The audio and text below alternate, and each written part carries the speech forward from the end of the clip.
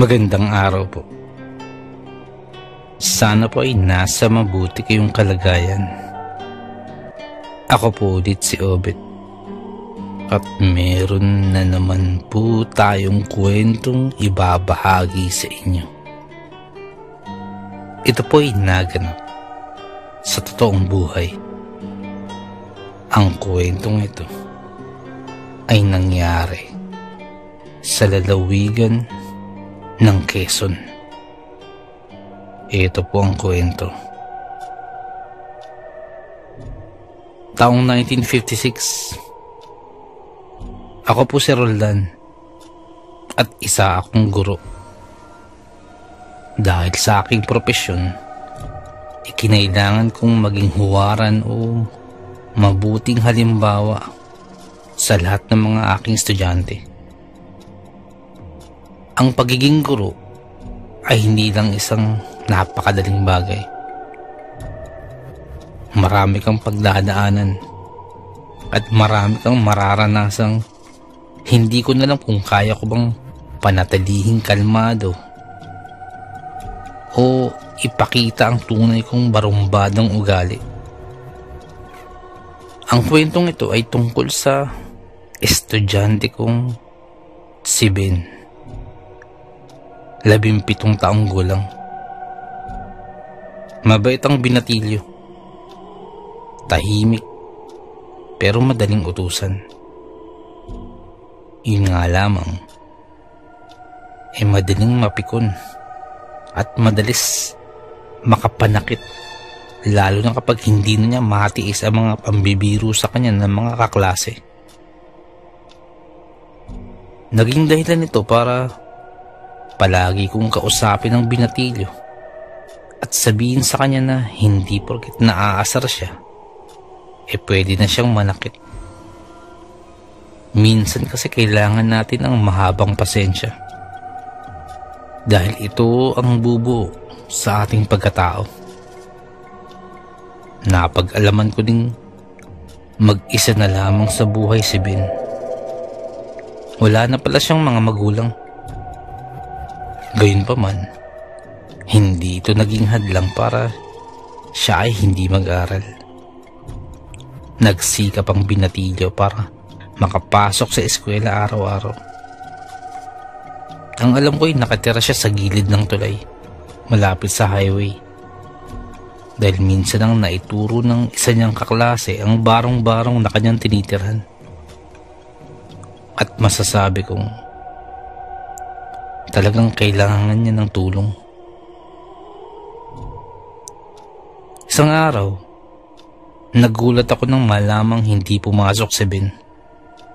Yun ay sabi ng kanyang kababata na si Dindo. Papunta na raw si Dindo sa eskwelahan nang makita niyang papauwi pa lamang daw si Ben.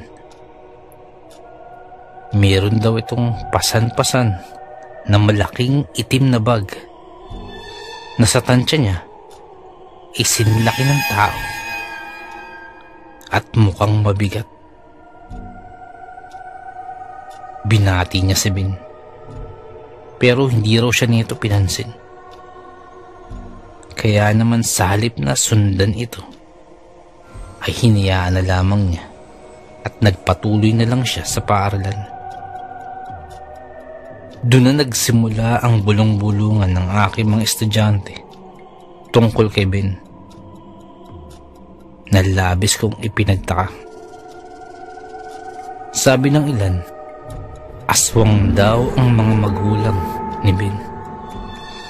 Kung kaya't maagang namatay ang mga ito.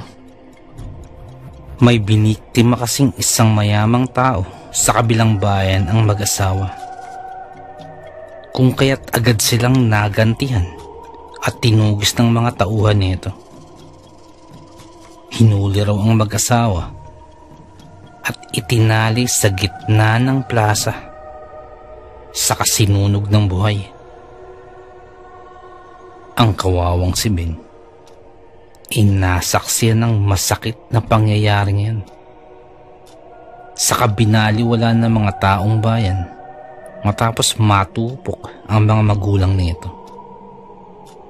Naiwang mag-isa si Ben, malungkot at puno ng dalamhati.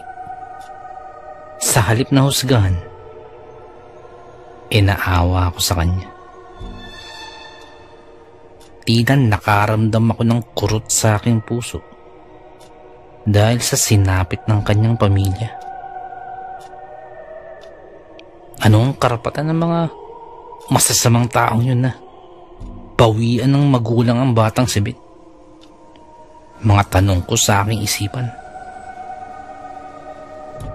Hindi ako nakatiis kung kaya't dinalaw ko si Ben matapos ang klase.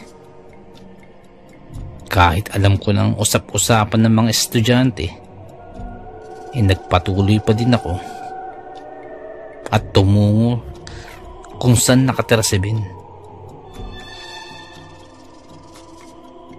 Pagkadating dun, ikinatok ko ang hiyerong dingding na nagsisilbing tahanan ni Ben. Nagulat si Ben nang hawiin niya ang tabing na sakong kortina at makita ako. Hindi siya kaagad nakapagsalita at tumitig muna sa akin. Saka siya lumingon sa kanyang likuran. Napatanong tuloy ako kung may kasama ba siya. Nakaagad naman niyang ikinailing. Mag-isa lamang daw siya at wala nang kasama. Kung kaya't humingi ako ng permiso kung pwede ba akong pumasok na agad, na siya namang pagpayag na ito. Binuksan niya ang munting tabing at hinayaan akong makapasok sa loob. Nagulat ako nang makita kung gaano kaawa-awa at kalunos-lunos ang sitwasyon ng nasabing binata. Gayunpaman, nanatili akong tahimik at pinag-isipan ko kung anong klaseng tulong ang pwede kong maibigay at kakailanganin niya. Sa totoo lang, kung talagang aswang nga si Ben, ito ang pinakaunang pagkakataon na makakakita ako ng isang tunay na aswang. At sa loob pa mismo ng kanyang tahanan. Ilang sandali pa ay pinaghain ako ni Ben sa kanyang maliit na papag. Masarap ang kanyang ulam. Pritong isda na bigay umano ng isang matandang babaeng nagtitinda sa palengke na dati raw ay kaibigan ng kanyang mga magulang. Natuwa ako dahil may nagmamalasakit pa din pala sa kanya kahit papano. Sa mga hinatag niyang pagkain, napatitig ako sa isda matapos niya akong alokin na kumain. Nagdadalawang isip ko. Alam ko kasi ang kalidad ng mga aswang. Kunwari ay pakakainin ka. Pero pagkatapos, hinahawaan ka na pala ng hindi mo nalalaman. Nangyari na yun dati sa isang kabaryo namin na matapos siyang maimbitahan sa isang salo-salo, nagulat na lang siya nang sumama ang kanyang pakiramdam at naging aswang na lang siyang biglaan.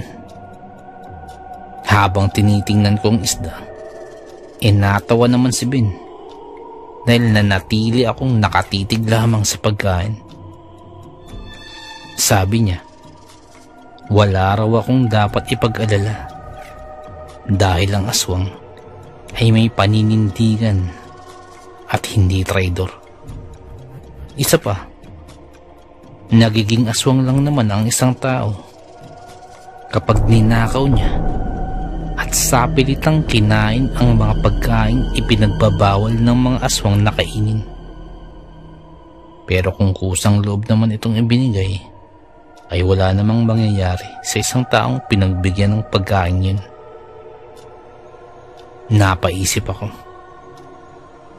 Sa bagay, may kasabihan ng mas masarap pang kapitbahay ang aswang kesa sa magnanakaw. Minsan kasi, ang aswang pa nating kapitbahay ang siyang yayari sa mga magnanakaw kapag nahuli nila ito. Kung kaya't napakamot ako sa aking ulo. Wala naman sigurong masama kung tikman ko lang ang isda. Hindi naman siguro ako magiging aswang. Kaya sumubo ako ng isang kurot at inilagay ko sa aking bibig. Saka kong inuya. Nilasahan ko. Isda naman palang lasa. Marahil talagang isda ito at hindi tao.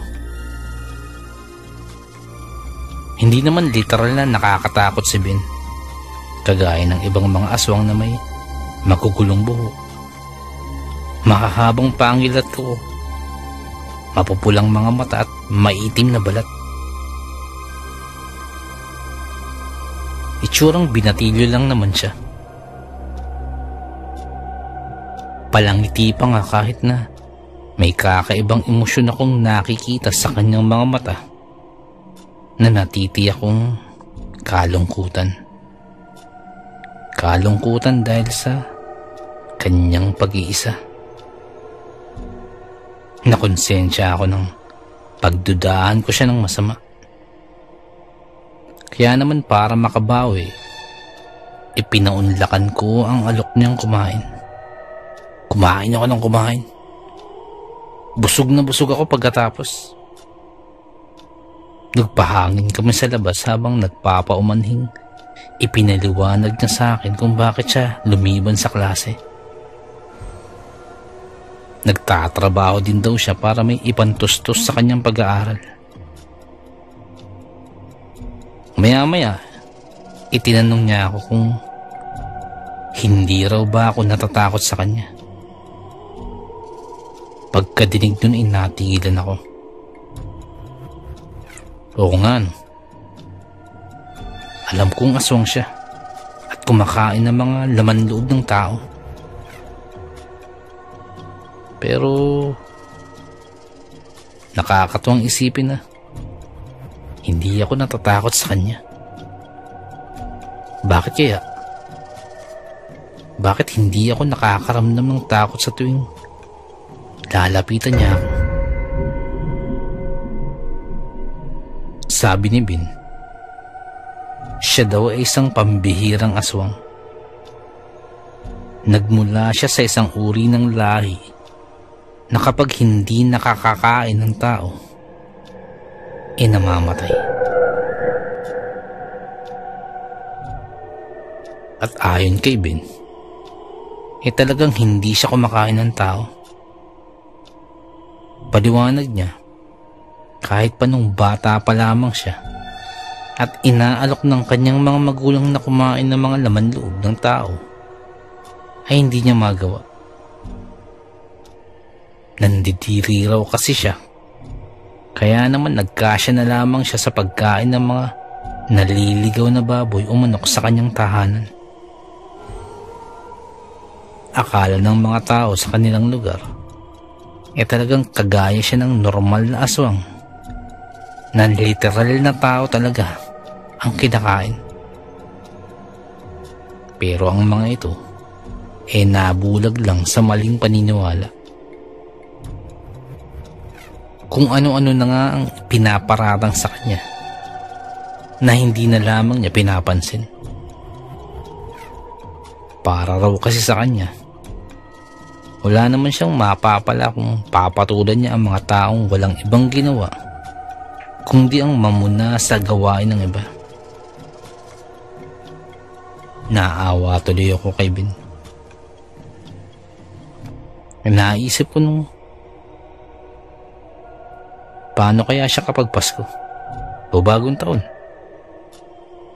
kapag kaarawan niya ito, o sa anumang okasyon sa buhay nito.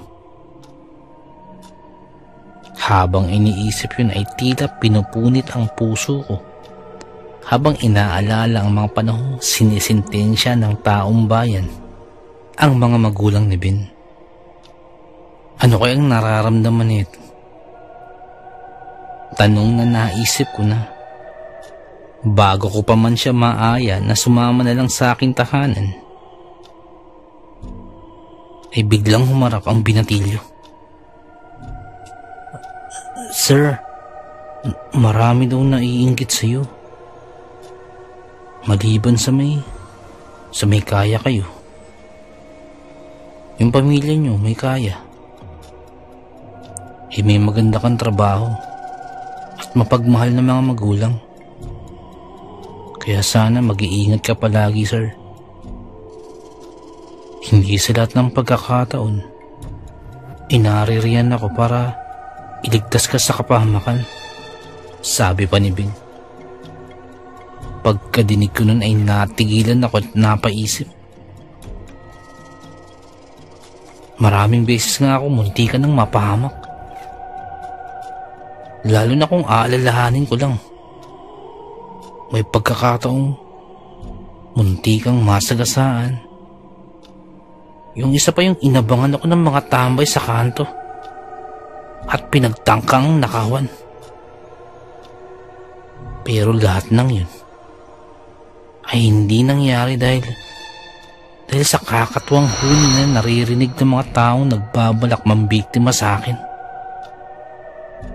Hindi makapaniwalang napatingin ako kay Ben nang may iabot siyang isang bagay sa akin.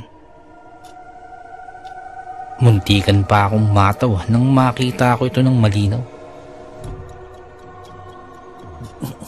Isang kuko? Sigurado ka pa dito, Ben? Sir, ililigtas ka ng kukong yan sa nalalapit na kapahamakan. Kaya sana wag mo itong iwawala.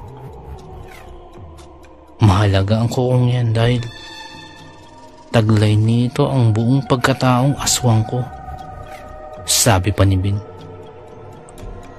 Hindi ko alam ang sasabihin, pero para hindi na humaba pa ang usapan, itinanggap ko ito at inilagay sa loob ng bulsa. Matapos yun ay nagpaalam na rin ako sa kanya para umuwi na. Habang naglalakad pa uwi, ay nakaramdam ako ng kaba. Malayo pa man ako sa aming bahay, pero parang tanaw ko na to.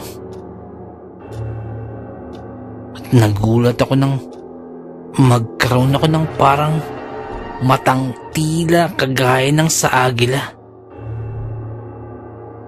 Malayo pa lang ay nakikita ako ng natutulog kong mga magulang. Ngunit sa gilid ng aming bahay ay may mga iilang tao na nakapalibot. Dumiligid-ligid sa aming bahay. Base sa suot nitong maitim na mga damit at may mga maskara pa, alam kong masama ang binabalak ng mga ito. Hindi ko maipaliwanag, pero nakaramdam ako ng matinding kaba na baka kung ano na ang ginagawa ng mga ito sa aming bahay. Inisip ko na lang na makakarating ako kaagad sa aming bahay na bigla namang nangyari. Labis kong ikinagulat at ikinamangha na sa isang iglap ay nasa bahay na ako. Nakita ko ng aakyat na sana sa bubong ng aming bahay ang isa sa mga masasamang loob. Kaya't kagad ko itong tinakbo. At bigla na lamang akong napakalmot gamit ang aking kamay Nabiglaan na lamang nagkaroon ng napakahabang mga kuko. Sumigaw yung lalaki. Ngunit pagsigaw nito ay nagsisuguran na rin ang mga kasama nito patungo sa aking kinaroroonan. Ngunit nakahanda na sana akong pagtulungan, ngunit ganun na lang ang gulat ko nang may isang malaking ibon na marahas na pumapagaspas ang kanyang pakpak ang dumating. Kitang-kita ng dalawang mga mata ko kung paano naging hugis tawang malaking ibon na yun. At kasunod nun ay nilundagan ang isa sa mga lalaki at nakipagbuno rito. Nakipagkalmutan ito hanggang sa manlupaypay na yung lalaki. Sinunod niya ang iba pa na hindi niya tinigilan hanggat hindi duguan. Kaya naman nagmamadali din akong tumulong. Kaagad akong kumuha ng mga lubid at ginapos ko ang 4 na lalaki para wala na itong kawala. Takot na takot ang mga ito. Lalo na nakakahindik ang itsura ng ibong basta na lamang naging lalaki na sumugod sa kanila. Ako man ay natakot. Ngunit kapag iniisip kong baka si Ben yun, ay nawawala kaagad ang aking takot. Hindi ko namamalayang may isa pa pala silang kasama na nagkubli lang, kaya naman gayon na lang ang sigaw ko nang undayan ako nito ng saksak sa tiyan. Napasigaw ako at napasalampak ng upo sa sahig. Hindi ko na namalayan pa ang pagsugod ng aswang sa lalaking sumaksak sa akin. Hindi na ito nakapayok pa nang lumundag ang nilalang sa kanyang likuran. Saka iniumang ang kanyang bibig na may matutulis na pangil sa leeg ng kawawang lalaki. Tila papel na napunit ang kanyang balat, kasabay ang pagsirit ng kulay pulang malapot at masaganang dugo. Naamoy ko kaagad ang lansa nun sa hangin. Pero nakapagtatakang kahit maingay na kami at nagsisisigaw, ay hindi man lamang lumalabas ng bahay ang aking mga magulang. Hindi na ako nakagalaw pa at basta na lamang akong namutla. Lalo na nang gumalaw ang kamay ng nilalang at itinusok ito sa dibdib ng lalaking may hawak ng kutsilyo. Hindi na siya binigyan pa ng aswang ng pagkakataon para gumanti. Mas bumuluwak ang kanyang dugo na nagkalat na sa semento, kasabay ang pagwawala ng kanyang mga kasamahan, kanya-kanyang murahan, at halos mapatid na ang leg sa kasisigaw na pakawalan daw sila. Pero sumingasing lang ang aswang at umangil, sabay dukot sa laman loob ng lalaking nanaksak sa akin. Tuluyan ng tumirik ang mga mata ng lalaki nang dinukot ng nilalang kanyang mainit at tumitibok-tibok pang puso sa kawalang habas na isinubo. Lahat ay nagulat sa ginawa ng aswang. Ako man ay nagulat at hindi makapaniwala. Alam kong si Ben ang nilalang na yun at kumakain siya ng lamang loob ng isang tao. Nawalan na ako ng lakas ng muling sumigid ang kirot sa akin, tagilirang nasaksak. At nang mawalan ako ng malay, ang huli ko pang narinig ay ang isang pamilyar na boses na humihingi ng tawad dahil sa kapangasan niyang pumatay. Hanggang sa lamunin na ako ng kadiliman. Nang muli akong magising, nasa loob na ako ng aking silid. Gulat na sinuri ko ang aking saksak. Pero wala man lamang akong natagpo ang sugat. Ayon kay mama, nakita niya akong nakahiga sa may pinto ng aming bahay. Lasing na lasing. Kaya kahit nagtataka na sa nangyayari, alam kong may kinalaman dun si Ben. Pinuntahan ko siya sa kanilang tahanan. Nakita ko siyang abala sa pagluluto ng langis. Ang sabi niya, ang langis ng aswang ang nagligtas sa buhay ko. Sana'y wag ko na raw ipalam sa iba ang kanyang ginawa. Hindi na rin naman daw yun mauulit.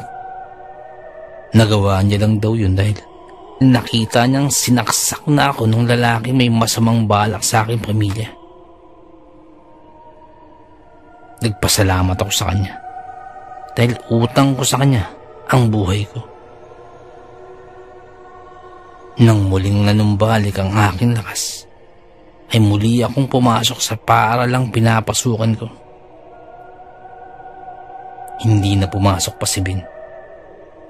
Nang sinubukan kong puntahan siya sa kanyang tirahan, ay wala na siya ron. Hindi ko siya nakita pa.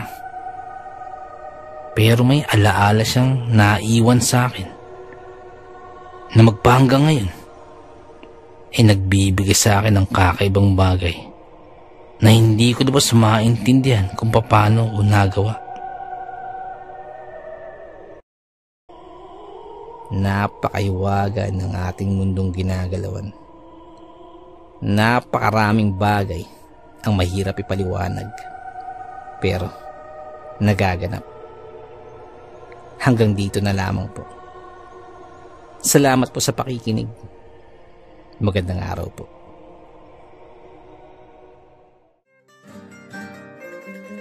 Nais ko lamang po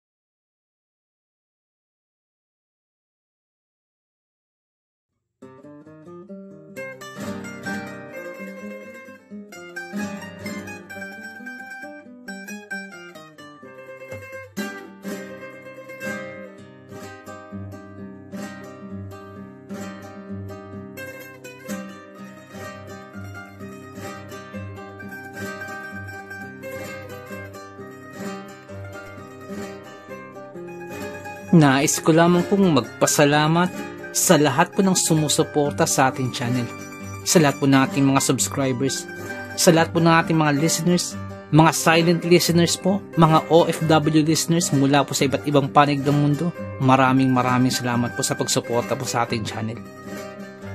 At sa mga nagpadala po ng kwento, maraming salamat po. Ganun din po sa mga writers po natin na tumutulong sa ating channel. Maraming salamat po. At kung hindi po kalabisan, baka pwede pong please don't skip ads po. Napakalaking bagay po sa atin. Napakalaking tulong po sa ating channel. At paki-like na rin po ang ating mga videos para po dagdag po sa algorithm po sa ating channel para lalo po nating mapalaganap ang ating channel. Maraming salamat. Kung maaari din po, pwede pong paki-share po. Maraming salamat po. Shoutout ko lamang po ang grupo ni Jerome Hijastro na nakikinig sa sitio Puro Topol Weste, kay Kapitan Lito Tormon, Kagawad Pesoy Marcon Jr. at Kagawad RD Huyo ng Barangay Topol Weste, from Kagawad Rex Totong Bisite. Shoutout po sa inyo. Maraming salamat po sa pakikinig. Shoutout din po kay I'm a Player 541. Shoutout po sa iyo, boss. Shoutout din po kay Kuya Gio ng Muntinlupa. Shoutout po. Shoutout din po kay Boss Jesse Manresa at sa misis po ni Boss Jesse. Shoutout po sa inyo. Maraming salamat po sa pakikinig. Nais ko lamang pong i-shoutout si Boss Malvin Esguera at si Boss Ronaldo Esguera. Shoutout po sa inyo. Shoutout din po sa Manhattan Hamburger and Restaurant, dyan po sa may Bucandalia, Imus Cavite, shoutout po sa inyo. Maraming salamat po sa pakikinig. Nais ko lamang pong i-shoutout sa mga taga Muntinlupa po dyan, kay Boss Rolly, kay Boss Alan, kay Boss Ramil, kay SG Pampelo, Gomez, Reyes, at sa Cuerdo family from Albay. Shoutout po sa inyo dyan.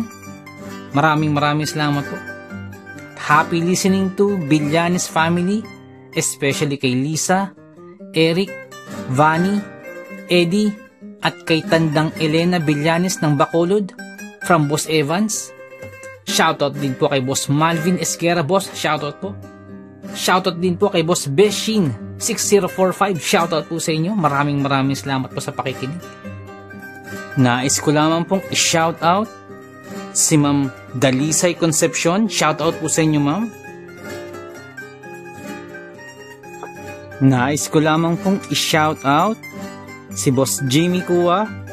Shoutout po sa inyo. Maraming salamat po sa pakikinig. At shoutout din po sa may Samahang Maralita, sa mga tagapakinig po dyan. Maraming salamat po.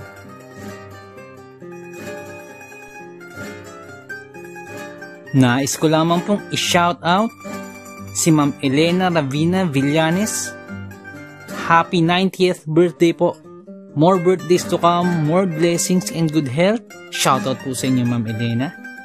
Shoutout din po kay Ma'am Jacqueline Espino. Shoutout po sa inyo. Shoutout din po kay Marlon Perez, Kitito Boy. Salamat po sa pakikinig. Shoutout po sa inyo dyan. Nais ko lamang pong i-shoutout si Boss Ruel Verano, dyan po sa may Cebu. Shoutout po sa inyo, boss. Shoutout din po kay Lola Cording ng Suha, San Teodoro, Oriental Mindoro. Shoutout po sa inyo dyan. Ang shoutout pong ito ay mula po kay Boss Andy Galoso. Shoutout po. Shoutout din po sa tropang One Battle. Mula po kay Boss Ryan Valenzuela. Shoutout po sa inyo. Kay Boss Biloy Sevilla, kay Boss Raul Manderegma, kay Boss Rundi Espiritu, Boss Oliver Sotel, Boss Nonoy Panesan, Boss Jun Lloyd de Los Angeles, Boss Stephen Sevilla, Boss CJ Kalikot, kay Boss Reynante Escunya, kay Boss Sam Tayas, kay Boss Doc Cesar Eusebio. Shoutout po sa inyo dyan po sa may Blooming Treat, Dimasalang. Maraming salamat po sa pakikinig. Kay Boss Ryan Valenzuela, shoutout po sa iyo, boss. Nais ko lamang pong i-shoutout si Boss Sol Luna. Boss, shoutout po. Maraming salamat po sa pag-share po sa ating kwento. Salamat po, boss. At shoutout din po kay Boss Dipred. Boss, maraming salamat po. At kung may time po kayo, bisita lang po sa channel po ni Boss Dipred. Dipred Mystery Files. Magaganda po ang kwento ni Boss Dipred. May time po kayo, bisita na po sa channel po niya. Shoutout po sa inyo. Shoutout din po kay Ma'am Elizabeth Arnaiz. Shoutout po sa inyo, ma'am. Nais ko lamang pong i-shoutout si Boss Marlon Paro. Boss, shoutout po. Shoutout din po kay Boss Malvin Esguera. Boss, shoutout po sa inyo. Nais ko lamang pong i-shoutout si Boss Bulag na Anghel. Boss, shoutout po sa iyo. Salamat po sa pakikinig. Shoutout din po kay Boss Benji Cayetano. Boss, shoutout po. Shoutout din po kay Ma'am Annie Villoria. Shoutout po sa inyo. Kay Ma'am Annabel Apruebo. Shoutout po. Kay Boss Baby Langka. Shoutout po sa inyo. Shoutout din po kay Ariando Tamor. Kay Boss Christian Ed. At kay Boss Ferdinand Tamor. Diyan po sa may Las Piñas. Shoutout po sa inyo. Ang shoutout po ito ay mula po kay Boss Chris. Shoutout po. Shoutout din po sa Marcos family dyan po sa may Antipolo. Shoutout po sa inyo. Ang shoutout po ito ay mula po kay Boss Fernando. Shoutout po sa inyo. Shoutout din po kay Ma'am Annie Villoria. At kay Boss Baby Langka. Shoutout po sa inyo. At kay Ma'am Annabel Apruebo. Shoutout po sa inyo dyan. Shoutout din po sa King Solomon Game Farm dyan po sa may Tawid, Maasin City, Southern Leyte. Shoutout po sa inyo. Shoutout din po kay Ma'am Rosie de Mesa. Ma'am, shoutout po. Shoutout din po Kay Boss Real Mix Vlogs, may time po kayo, bisita na po ang channel po ni Boss Real Mix Vlogs. Shoutout po sa iyo, boss. Shoutout din po kay Ma'am Julie Roel, kay Ma'am Raquel Punsalang, Ma'am Melania Roel. Shoutout po sa inyo, sa family niyo po, shoutout po. Tapos Loreto Ihaan Jr., shoutout po. Sir Ron Pilapi, dyan po sa Kentucky, shoutout sa iyo. Tapos Leah Estoque, shoutout. Tapos Edison Velasco, shoutout. Boss Rodney TV, may time po kayo, bisita na po channel po ni Boss Rodney TV. Vlogs niya po sa mountain bike.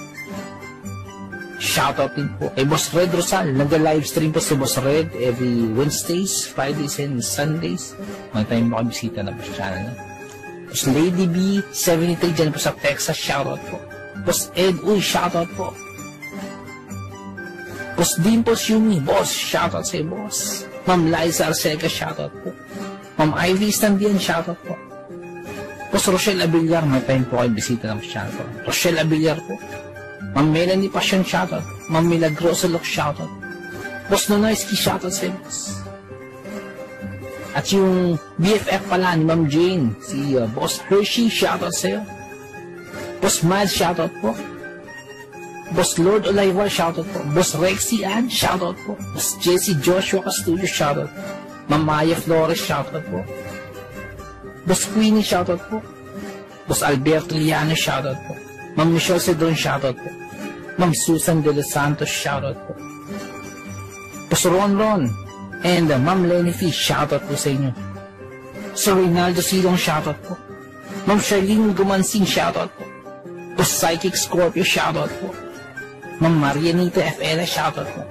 Boss James Channel, may time po kayo, bisita na po channel po ni Boss James. Ma'am Maribel Salcedo, shoutout po. Boss Vinci Maya, boss, shoutout po. Boss Leonardo Manalo, shoutout po. Boss Yumi Cotton TV, shoutout sa iyo, boss. May time po kayo, bisita na po sa channel, Yumi Cotton TV. Boss Yoreski Escalona, shoutout sa iyo, boss. Boss Jopay Bertuco, boss, shoutout sa iyo. Ate Peng, shoutout po. Ma'am Elaine Almera, shoutout po. Boss Supremo Ploxky, dyan po sa Cavite, shoutout sa iyo, boss. Ang Bless na Baka, shoutout po. Ma'am Christian, dyan po sa Hamburg, shoutout po. Kaya, Sir Alex of Southern Mindanao Creepy Experience, shoutout sa iyo, sir. Boss Jimmy Pandong, shoutout po. Kay Tata Estong Nestor Bauyon, dyan po sa London, shoutout po. Ma'am Mary Asilar, shoutout po, dyan dito sa UK. Boss Edward Malilin, boss, shoutout po. Boss Raymond Glover, shoutout sa iyo, boss. Ma'am Miraiza Miguel, shoutout po. Shoutout po kay Boss Ricky Gonzalez, kay Boss Bobby, kay Ma'am Milagros Gonzalez, kay Sir Romeo, shoutout po sa inyo. Boss Sai 1986 Vlog, may time po kayo bisita naman sa channel, Sai 1986 Vlog. Boss Young's Life, shoutout. Boss Russell Ferreira, shoutout. Boss M. Slack, shoutout. Miss Jabel, shoutout po. Boss Choji D, shoutout. Ma'am Liza Arcega, shoutout po. Ma'am Selena Rawato, shoutout po. Boss Francis Maula, shoutout po. Boss Stacy Vlog, dyan po sa Spain, shoutout po. Boss Mary Tales, may time po kayo bisita ng channel po ni Boss Mary Tales. Ma'am Mirna Boho, shoutout po. Boss Kamandag Pigeon TV, mahilig po kayo sa kalapati, bisita po sa channel po ni Boss Kamandag Pigeon TV. Ganun po kay Boss Titan Love TV. Boss DJ and George, mahilig po kayo sa bedtime stories, bisita lang po sa channel po nila. Boss Horseshoe TV, mga vlogs po nila sa Japan, bisita lang po sa channel. Boss J Palo, shoutout. Boss Pedro Tampo, shoutout po. Ma'am Maria Lizel Barro, shoutout. Ma'am Aubrey Delgado, shoutout sa iyo, ma'am. Sa family po, sa husband niyo po. Boss Camilo Aroy, boss, shoutout sa iyo dyan, sa mga taga Southern Leyte. Kay Boss Jesse, ang Manuel at Horror Stories, may time po kayo bisita lang po sa channel niyo. Boss Nico, shoutout sa iyo, boss. Boss Ron Misa, shoutout po. Ma'am Erica Tijano, shoutout po. Boss Angie Tatifuco, shoutout po. Ma'am Ana Sato, shoutout po. Ma'am Eli Cono, shoutout po. Boss Freya Sword, shoutout sa iyo, boss. Boss Resi Madrid, shoutout po. Lutong Bahay ni Ming, shoutout. Boss Wences 66, shoutout po. Boss John Reynal Zacati, boss, shoutout. Kay Ma'am Lea Velasquez, shoutout po. Kay Ma'am Shirley Carillo, shoutout po. Sa mga hindi po nabanggit, pasensya po, bawi po ako next time. So, naibigan po ninyo ang ating kwento. Pakihit lang po ang like button, pati din po subscribe. Pakiclick na rin po ang notification bell para updated po tayo sa ating mga kwento. Kung may nais po kayong sabihin, Pakiiwan lang po sa ating comment section. Maraming salamat.